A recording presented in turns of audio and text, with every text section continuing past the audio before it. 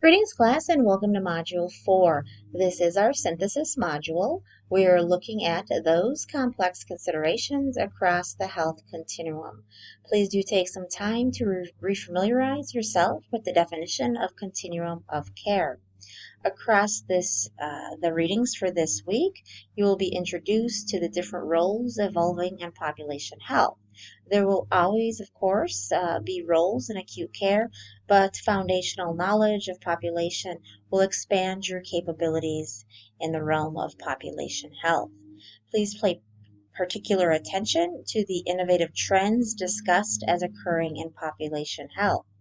Additional information from the Health Information and Management Systems Society is shared with you, including their definition of continuum of care and connecting those dots along the continuum in order to break down those silos and maximize the population's level of wellness. Across the readings for this week, there is also an introduction to policy basics and leadership, the significance of diverse stakeholders, including diverse stakeholders, all of those individuals that have a key role in building population health. Remember that organizations were once segregated, and of course, we are moving away from this today. And the significance of this should be clear after your completion of the readings.